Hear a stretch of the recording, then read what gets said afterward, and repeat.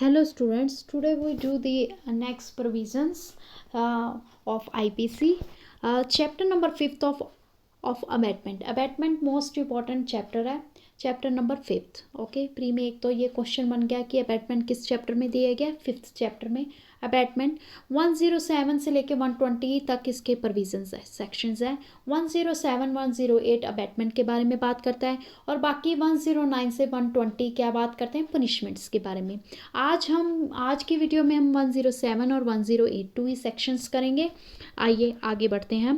107 abatement की बात करता है. आप सभी को वैसे पता ही होगा अबैटमेंट होता क्या है. एनकरेज करना किसी को, someone to do something wrong. Okay, कुछ भी गलत करने के लिए, कोई क्राइम करने के लिए या कोई ऑफेंस करने के लिए किसी को एनकरेजमेंट देना.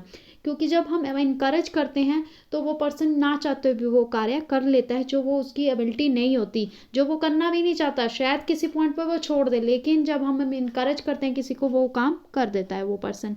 इसमें ये 3 बातें बताई गई हैं. अबैटमेंट किस किस तरीके से की जाती है. इंस्टिगेट करके, instigate any person to do that thing, कि वो चीज़ वो कर दे. इंस्टिगेट करना, किसी पर्सन को क्या करना, इंस्टिगेट करना, पर वो करना, ठीक है, उसको बोला जाता है. सेकंड है कॉन्स्पिरेसी के थ्रू. कैसे बैट किया जाता है किसी को, कॉन्स्पिरेसी के थ्रू, ठीक है. इसमें क्या आता है, कॉन्स्पिरेसी के थ्रू भी हम किसी को अबैट कर सकते हैं, ठीक है. किसके थ्रू, कॉन्स्पिरेसी के थ्रू, ठीक है, अबैट किया जा सकता है किसी को. नाउ नेक्स्ट हम कैसे बैट कर सकते हैं. सम ओवर एक्ट्स और illegal omission required after the formation of agreement, ठीक है. अबैटमेंट बाय एड के द्वारा भी हम किसी को कर सकते हैं. एड के द्वारा intentionally aid by any act or illegal omission the doing of that thing, ठीक है. कैसे एग्जांपल बताती हूँ मैं. जैसे ए बी सी 3 पर्सन है, बी और सी का झगड़ा हो रहा है. ए है, बी को अच्छी तरह से जानता है और बी जो गुस्से में है कुछ भी कर सकता है, वो ए को पता है. बी को बहुत गुस्सा आता है, ठीक है. ए क्या करता है, उसकी हेल्प करता है, एड करता है, उसको क्या देता है, एक नाइफ पकड़ा देता है उसके हाथ में. क्या करता है, बी सी का मर्डर कर देता है गुस्से में. ए ने क्या किया, उसको एड दी जिसकी वजह से उसने नाइफ पकड़ा और नाइफ से उसको मर्डर कर दिया सी का. Then he will be liable for the abetment, ठीक है. इसमें एक्टिव रोल होना बहुत ज़रूरी है. Abettor provides assistance to the abetted, ठीक है. क्या दी उसने, असिस्टेंस दी, ठीक है, प्रोवाइड की उसको assistant. He will be liable for the abatement. Now next is mens rea. बहुत ज़रूरी होता है. इसमें क्या होता है अबैटमेंट में, मेंसरिया. एक केस है, please write down. Pramod Shriram Telkot versus state of Maharashtra. Pramod Shriram Telkot versus state of Maharashtra. इसमें मेंसरिया के बारे में रिगार्डिंग बात की गई है कि अबैटमेंट के लिए मेंसरिया काफ़ी रिक्वायर्ड होता है.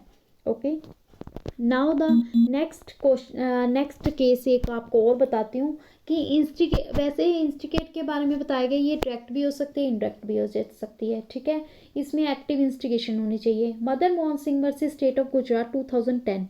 ये एक केस है जिसके रिगार्डिंग बात की गई है. Madan Mohan Singh, please write down. Madan Mohan Singh versus state of Gujarat 2010. इसमें क्या था, मदन मोहन सिंह के पास एक ड्राइवर था जो काफ़ी लेजी था, वो काम नहीं करता था. उसकी बाईपास पता नहीं हार्ट की आई थिंक सर्जरी हुई थी जिसकी वजह से वो अपना कार्य अच्छे से नहीं कर पाता था, अपनी ड्यूटी नहीं कर पाता था.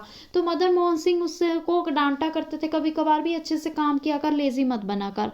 तो जब तब थोड़े उसके बाद वो मदन मोहन सिंह ने क्या कर लिया, सुसाइड कर लिया. और उसके पास से सुसाइड नोट बरामद हुआ जिसमें लिखा गया, उसकी वाइफ ने स्टेटमेंट दी कि वो हैरास करते थे उसको, गुस्सा करते रहते थे, अननेसेसरी वांट करते थे कि उसको मैं निकाल दूंगा नौकरी से.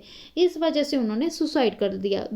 उसकी वाइफ ने ब्लेम किया कि मदन मोहन सिंह की वजह से ही मेरे हस्बैंड की जो डेथ हुई है. लेकिन जब सुप्रीम कोर्ट जज साहब ने देखा, सारा केस हैंडल किया, तो उन्होंने देखा कि जो सुसाइड नोट जो है वो 4/2/2008 को लिखा गया, जबकि उनकी बॉडी कब मिली थी, 23/2/2008 को. पूरे 17 दिन का गैप था उनकी बॉडी मिलने में और नोट मिलने में, जिसकी वजह से जो जज साहब हैं उन्होंने उनको ब्लेम नहीं किया. और दूसरी बात ये थी, उन्होंने ये बताया गया जजमेंट में कि ऐसे तो कोई भी सुपीरियर ऑफिसर किसी भी अपने नीचे के जो वर्कर्स होते हैं, एम्प्लॉयज़ होते हैं, उनको डांट ही नहीं पाएंगे अगर कोई वो गलत काम करेंगे या काम अच्छे से नहीं करेंगे. तो देन उन्होंने बोला कि Madan Mohan Singh is not liable for this offence for abatement, उन्होंने कोई इंस्टिगेट नहीं किया उसको सुसाइड करने के लिए, कुछ नहीं किया, he will not be liable for this. Okay, now the next section, section number 108।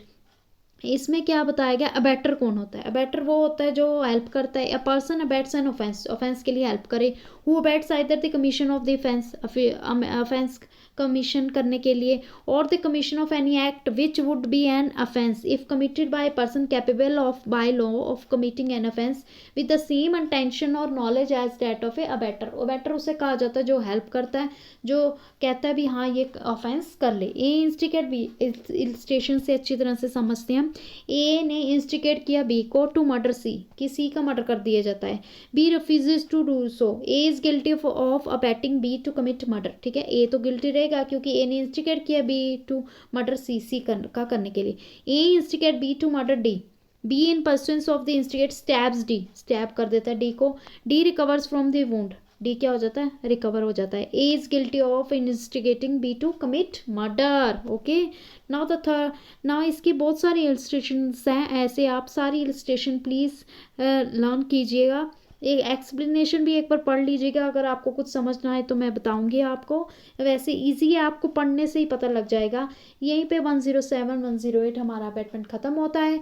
Next video में जल्दी लाऊंगी, उसमें मैं आपको 109 टू 120 तक इसकी पनिशमेंट्स के बारे में बताऊंगी। So please stay tune with me, आप लाइक करते रहिए वीडियोस को और शेयर करते रहिए और सब्सक्राइब भी करते रहिए।